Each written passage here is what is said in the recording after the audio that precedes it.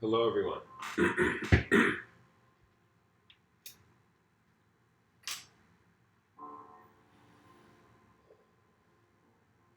The title of today's episode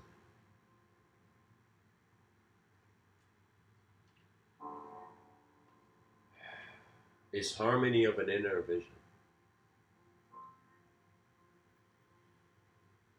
And so in the subtitle I've written Practicing Honest Speech. And guys, I want to tell you I've in some sense discovered something that can help the life of the human being in ways that is remarkable.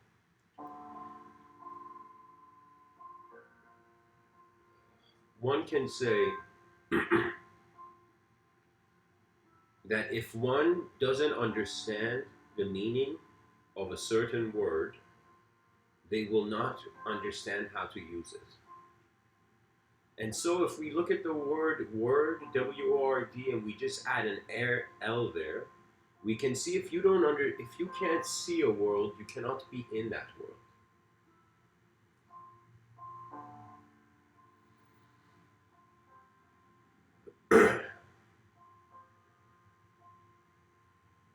Balance is found externally through engagement and internally through disengagement.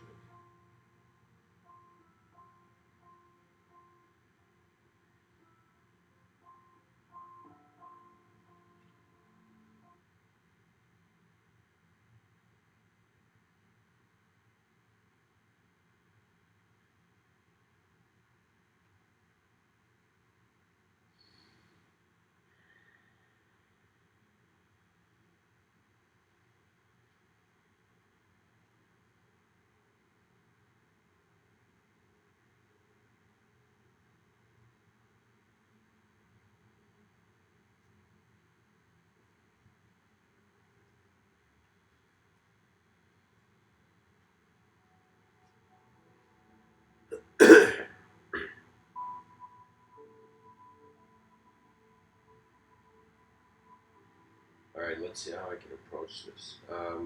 Pretty much, the idea.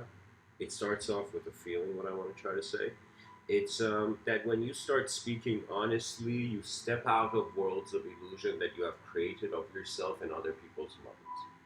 In some sense, an honest being is trying to figure out one world, is working with a more purified data of existence, because the mind doesn't have to. It's as if your inner reality is based on the conditions of your outer reality to some degree. Until you discover that your mind is in an unconditional state and your body is in a conditional state.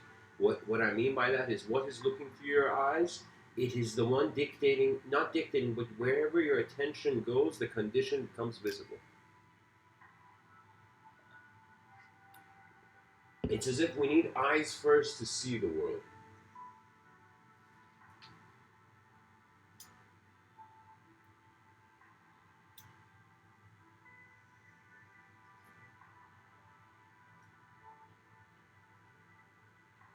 Man, I'm not feeling these sounds.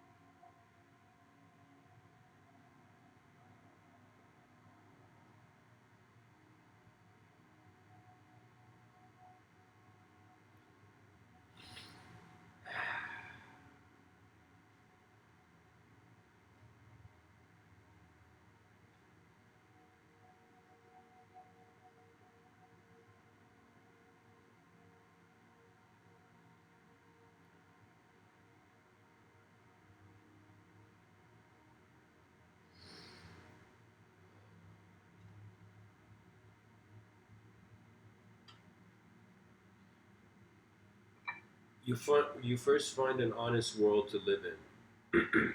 As you live in an honest world, you stop comparing your intelligence to other intelligence and you watch it. You start watching your intelligence.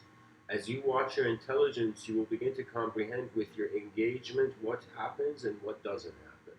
In my life personally, in certain moments when I have not engaged with the situation, it's as if I didn't step in mud and my shoes didn't get dirty. So similarly, a sort of disengagement is required not to be lost in the program of a certain condition.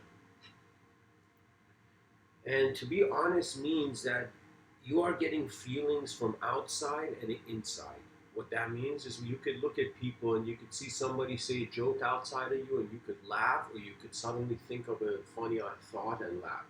Laughter comes from a safe place where the person can confront the honest way things are.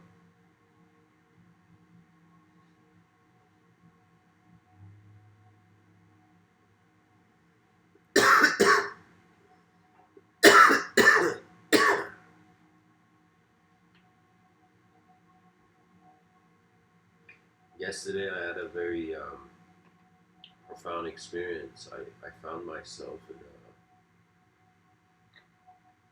how do I tell you this? I noticed an illusion I was walking in for a couple years.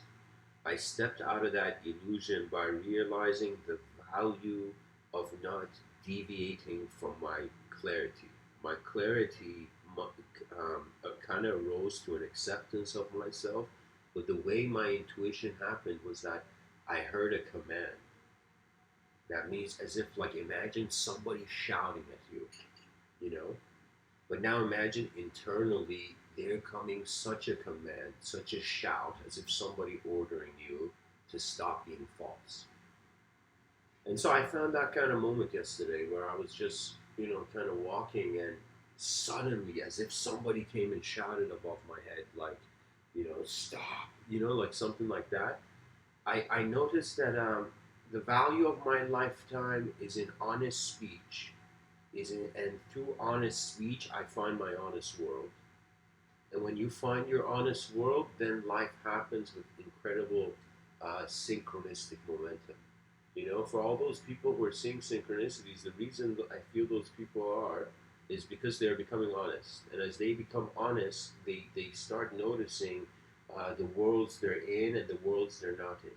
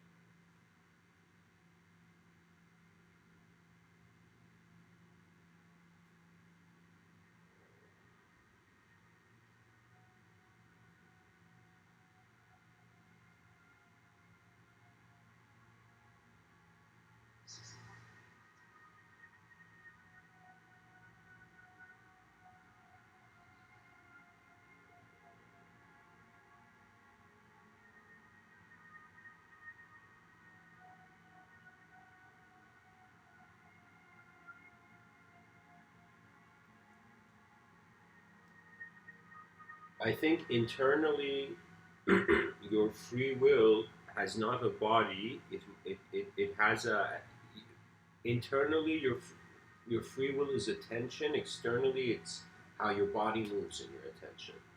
When you study how attention is being matter, you have found how mind is being your moment. And you just observe it, and you see the first way your intelligence comes across to you is that it's present. Then as you move and are dynamic, your presence begins to shape into a personality, and this personality begins to change because it's a certain way the world has been contained.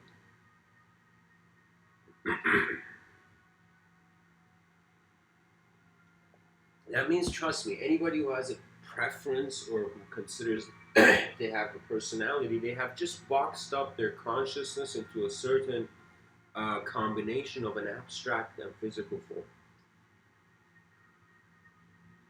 So when you practice honest speech, you kind of release the illusion from uh, the back of your mind. You release it into like, how can I tell you? If you are in some sort of dishonest function, you're functioning dishonestly because you feel that's the only way to survive, because you feel the world is rough and ruthless and doesn't care, so why not all these 8 billion people that are on this earth, why don't they all just lie and fight and try to break each other every moment they get? Why? You know what? And you see, like, you gotta sacrifice inefficiency for efficiency. And you can only do that if you recognize what is efficient, and you can only recognize what is efficient when you're abiding by your true nature. That's the power of honesty. It gives you the access of your whole intelligence because it stops fragmenting you in the world that you're in. Trust me, there's so much layers of fragmented attention that end up being the personality of the person. What I mean by that is, like, in this present moment, people could say, okay, this is just some person and he, like, this is his physical body and there's like some sort of intelligence in his brain and neurons and all this. But I'm telling you, what I am considering myself to be is like various battles that are now created a bigger picture of the war, various relationships that had in some sense only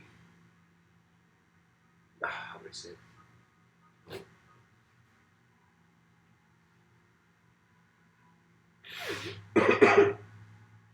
It's kind of like this: you stop fighting the world you're living in, and the moment you do, you get a chance to see the world for what it is. Do you know how many people on a regular basis I see in society that these people have chosen deceit over decency? That it's okay, it's more exciting for them to see the world burn than to see the flames go out? And so that is the ignorance of a sort of childlike mind. Our species as a young species means not only mistakes are plentiful, but that wisdom has not stationed itself yet. And wisdom must be found in every generation. That means every kid that's being born. I've been born, I was born in, excuse me, I was born in 1991. And so I am a product of my world in the sense that I enter the world, I see how it looks, and I see that I am a sort of, every person is like a packet of energy. You're like, you're like this, uh, your nature, you're in an advanced mode of nature. That's what human life is. It's an advanced modality. It is where matter has been given a sort of abstract intelligence to not just be matter. It's very phenomenal. I can't believe they didn't teach this in schools, and so many kids don't know about it. So many children find themselves making errors because they feel their certainty is the world they see is the only world they see. So right now, for example, I'm looking at this computer in front of me. I'm looking at the window. I'm looking at this coffee mug, you know, and in some sense, I am seeing one moment. I'm alive as one moment. Yet each object has been ascribed a subjective value, as subjective as a sort of um, gift of imagination in the moment's passage. And I've constantly been thinking, guys, pretty much for the last, since 2014, I've been trying to think of if we were as a species to re-envision a new global structure, how would it occur?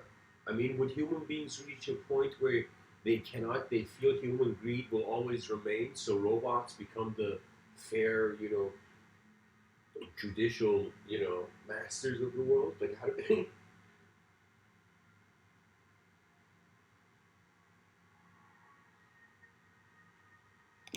Hafez, this ancient Persian Sufi mystic poet, This man, he had this quote that left such a big impression on me, and his quote was something like, he said, "One regret, dear world, I am determined not to have, is that I did not kiss you enough." And he means that we are all alive in life, but our imbalance between our subjective self and our objective self dictates our existence, and it dictates the harmony of our existence. And when I tell you the harmony of an inner vision, I am saying you have been thinking, you as a person in society have been conditioned that you need to, in some sense, be something else to be valuable. But what the point of meditation and just meditative practice and any sort of self inquiry or self awareness initiative is that rather than yourself justifying your awareness justifies yourself. And your awareness comes from the most immediate data that in this moment is accessible to you. That means, trust me, environments sculpt our personalities. However, what is moving that intelligence that in some sense defines itself by its reaction or response to its environment is prior to being in the environment state. So think of it this way. We think that, okay, I'm in a happy mood right now. I'm in a happy state of mind. And then we say, oh my God, that person has entered a sad state of mind. And so we think that we're just this orb that is going through various colors, through various moments, and being defined by them. Yet I caught on to this very uh, profound notion that there was a world before I saw a world. And I wondered about it. And I saw the actuality of that world is not a justification through language and image. That means there is a way you're here right now that cannot just be defined by the shapes of yourself, by the ideas of yourself, and cannot just be defined by the awareness. It is the witness of the multiplicity of your intelligence. So we have been conditioned to think, oh man, we're just bodies, we're just sophisticated, advanced, you know, uh, apes that are making mouth noises. But that is not the case. Our subjective realm fine tunes the objective into stories of meaning. It storifies it. And I don't know how to say this, but you are as able as the character in your story has possibility. And the fascinating thing about inner reality is that it shifts by momentary attention. But the problem with outer reality that it goes based on a certain program of natural law. So the same way nature laws are kept is in some sense a way that the mind finds itself preferencelessly already part of the system. So I'm saying we are all starting off in our own worlds. We got to climb out of our own worlds to see a sort of meaningless landscape, and this meaningless landscape will be a sort of empty page to rewrite the values of the world. The task of every generation is to kind of go through certain experiences that are occurring for them in their society, and then after having gone through that experiences to point out the blind spots of inefficiency. Do you know how much the world can be a better place, but so many people don't share what can help. It's like we don't. It's anguish is a defeat.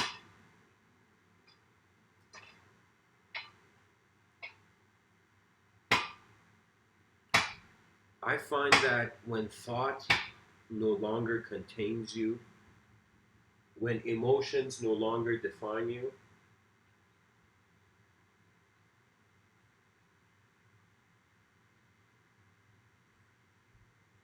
freedom has an ultimate position. Baba دارم تاک میدم.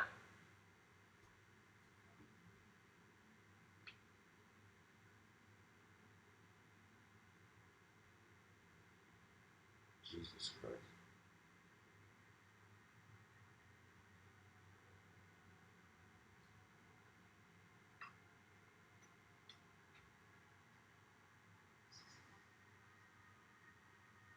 سلام بابا جون. خوبی؟ بابا من وسط کاریه، من میام پایین خودم میکنم.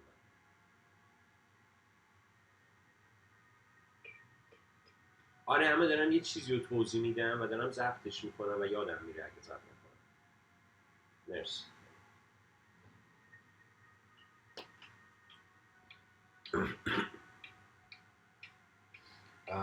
To continue, guys,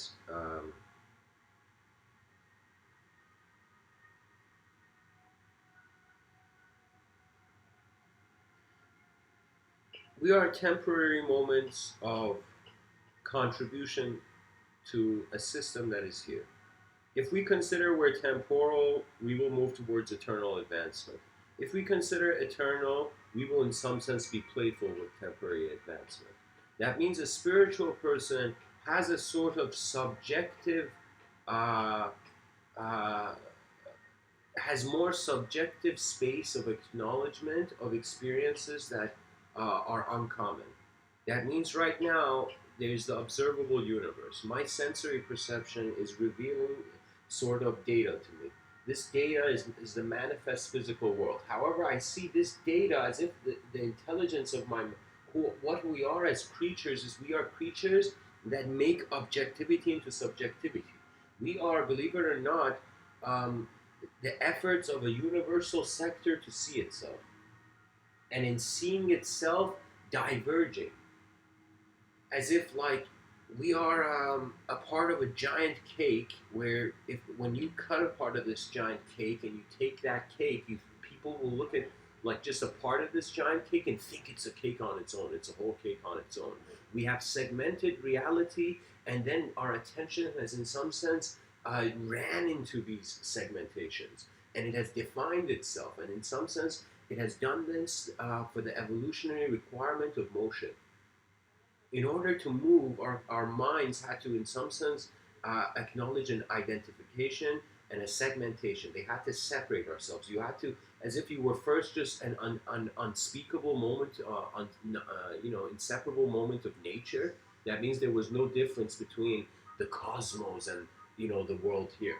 It's as if it was all one phenomena. Then this one phenomena became aware. Holy shit! I can see this one phenomena, so it seems like there's a world here, and then there's someone in a world. And so that complexity of how, in some sense, um, the sheep the lion that thought it was a sheep looked in the pond and saw a lion, and it recognized that there's a story, guys.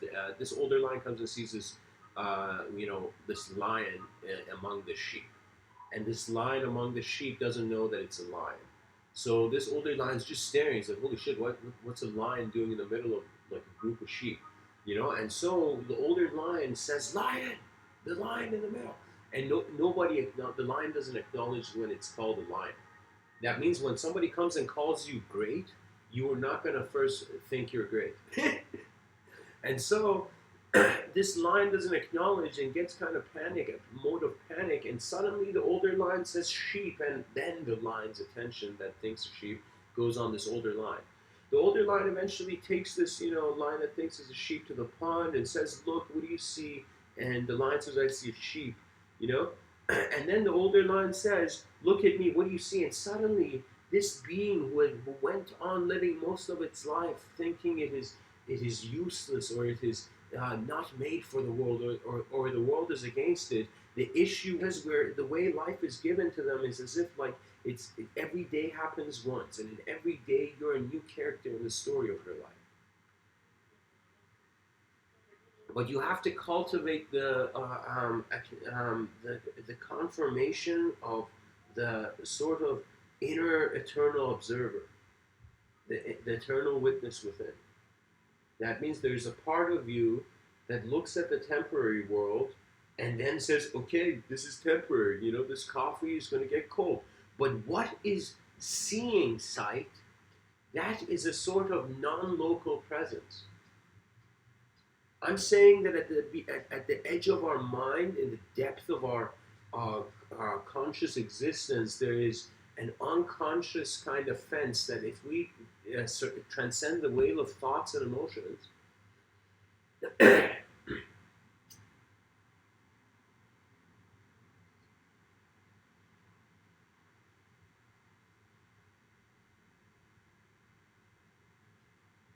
It's very fascinating. Your mind stops generating stories. That means language doesn't define you. You realize you define language. The condition of your life doesn't define you. You realize you have been the one extracting meaning. And so, without honesty, you're not in your real world. That's the issue. That means I know it may feel exciting to lie and to have playful games of low consequence chaos.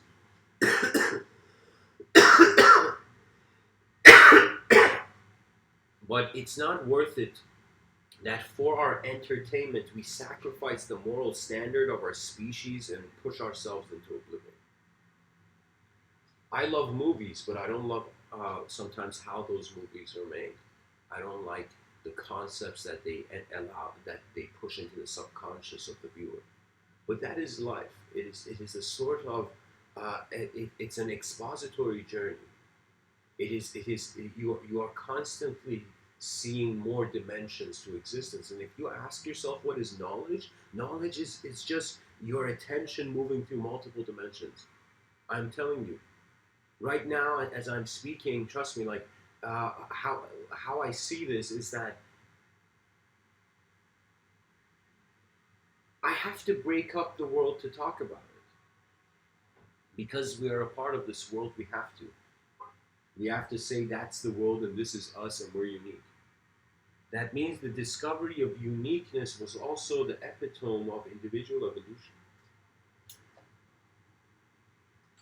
or the evolutionary attainment of individual consciousness. Knowledge is a sort of waking up from the unknown and, in some sense, constantly shattering the dreams of perception.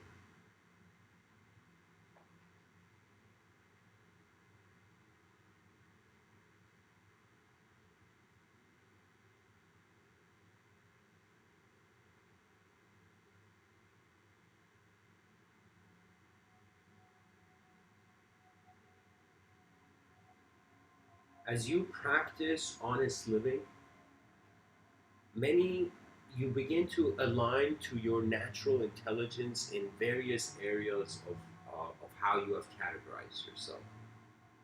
That means I noticed a point in my life because I didn't know how to respond to a certain condition, to a certain circumstance. I was, in some sense, like our pride can break us. That's the problem with pride. It makes you have so many blind spots that eventually the ship has so many holes and it sinks. Because pride is a person honoring how the idea is defining the moment. But wisdom is how the presence of nature is keeping nature into a sort of movement of meaning. And the most important skill to cultivate this is, I guess, what these Mr. Within talks will cover. Everybody outside, many teachers outside are teaching you through movement and noise. And I don't consider myself a teacher, I consider myself a mirror. Because I believe the way I use words, it's not the way that people receive them.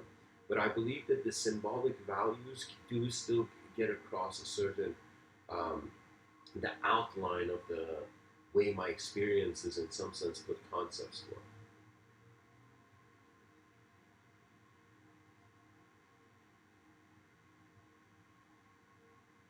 You have to do a sort of alchemy, a behavioral alchemy, through an inner uh, alignment of decision making.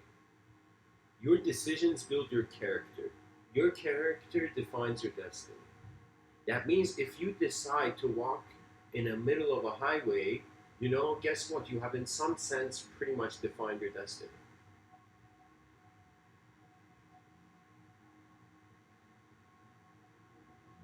You have, you are a building that you are building all the time. If I told you right now, in your last birthday, who blew the candle, and in your, let's say, current birthday, let's say your birthday's coming up, who is blowing the candle? Ideologically, we say it's the same me, it's still me here, but physically, our cells have changed. Our world has changed. And this is the problem of an approach of a method. This is something that I find is one of the greatest challenges of science and also the greatest challenges of many educational fields. The reason of this is because many fields of study are defined out of the way the human being is exploring that field. So you got to think of it this way. Imagine there's a group of people, and these people all decide to explore the world. As they explore the world, they incorporate different methods. These methods become sophisticated journeys. As these journeys are documented, fields of knowledge begin to arise. As people begin having the same experiences and they begin speaking about it, as if many people begin sharing from their view, as if many worldviews begin piling up in the same point. As they begin piling up in the same point, the subject is being more contributed to. And in some sense, the exploration, the ideological explanation begins to be defined based on the various experiences that in some sense relate to that subject. So what I'm saying is that the same way you're a person and you get many experiences through life, and those experiences, whether you like it or not, they both consciously and subconsciously build you up. That means when I enter a club, like when I like a while ago, I went to a club, nightclub, and when I went into that environment, it was a state where, how can I tell you, I was a creature of that moment.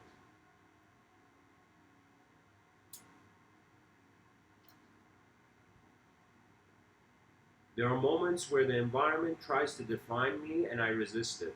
There are moments that the environment tries to define me and I don't resist it because I know that it can't. I know that if somebody comes up to me right now, says whatever they say, I will see them as a person in their own room. Because many people say that you gotta sometimes, like, speech had to occur first in order for proper listening to occur, as if somebody had to say something for listening to occur. But in some sense, I find that if you listen before you speak, that's similar to you being honest before living a lie. So that's the kind of approach where, through sincere, direct experiential observance, clarity originates. There was a man named Francis Bacon. This man is seen to be one of the grandfathers of science. And for him, he was saying that reality, how we're defining reality, should be based on observable facts, things that we can actually see are physically happening, rather than things that we just conceive that they're occurring behind the curtain of knowledge. For many scientists, the problem with spirituality and religion is that these are stories that do not only pertain to observable phenomena. You got to understand, religious people are living in a multidimensional world. Spiritual people are living in a multidimensional world. Is in some sense untouchable, attributeless, and a part of it is filled with attributes. As if in front of your eyes, you're meant to learn from form, from information, from data. In front of your eyes, you're there to learn from how data, in some sense, it becomes you. You eat food, and it becomes you. Okay, so you receive thought, and in some sense, it becomes your mind. When somebody says, I believe this is the only way things are possible, like, belief is, oh my God, belief is a leash to an image in a changing world. That is the problem. People are connecting, it's as if they have made themselves the dogs of thought. And that's why the barks of dogma have such dire consequences. The biggest sacrifice that a belief does is to prevent you from seeing how the moment evolves. That means it's as if, like, life has given you, like, this incredible vehicle, but you are in, like, this, in an Audi or a Maybach car, And you're not even seeing the Maybach. You have a blindfold in a car that you're trying to drive, but because you have a blindfold, you're functioning through a sort of uncertainty. And uncertainty echoes. When one thing becomes real in one dimension of your existence, it suddenly it echoes in other dimensions.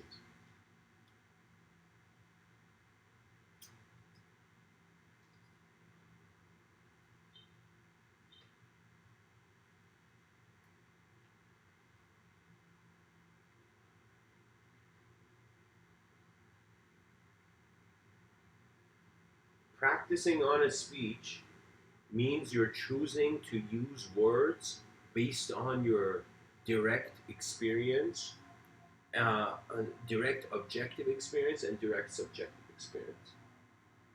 You can say the same way you feel, oh my God, my body's here right now. I'm a human being, the same way you think that, you suddenly also see, oh my God, the same way I am being this body is the same way I am being my mind, my thoughts. Do you see? That means I'm telling you, objective reality, subjective reality, they're moving in an attention. The moment, we are moments of attention, and we are the whole moment. We're not just aspects, we're not just a little part of the moment. You are your whole moment of being, experientially, existentially. You find yourself through many kingdoms of form.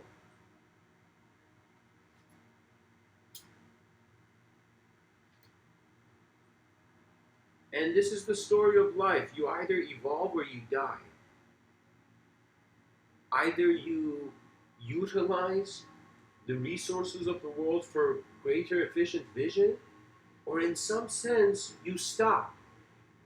You, in some sense, uh, don't participate in a world that your eyes were made for. And that, I consider that to be a sort of sin. When you see the possibility for a greater potential, yet you don't attempt it. People don't only judge themselves. I'll say this: the intensity that you judge yourself, is based on the intensity that you feel people have judged you in the past.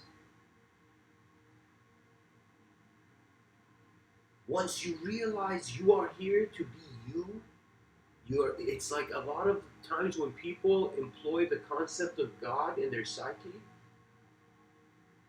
what occurs is that it becomes escapism from confronting reality. And this was my biggest worry for the New Age community, that holy shit, a lot of these people who are trying to, are wearing the spiritual man's garb or are dwelling in spiritual stories, they're in some sense missing out on the true confrontation of the world. Because you tell me, who is a better explorer? An explorer that expects to find something, or an explorer that is willing to see what is revealed? That means, do you know how hard it is to just watch? No, it's not hard actually, but to just watch the moment without an attribute. I'm pretty much telling you, try to find emptiness. You're a creature of form. Try to conceptualize nothingness, and you see you cannot. The closest you get to is to shutting down the computer, the biological computer. If right now we were in a society where robots were starting to get power, and the robots are like artificial AI robotic beings like androids or whatever, they started to enter politics and government, and in some sense become a sort of uh, a species of their own on this world.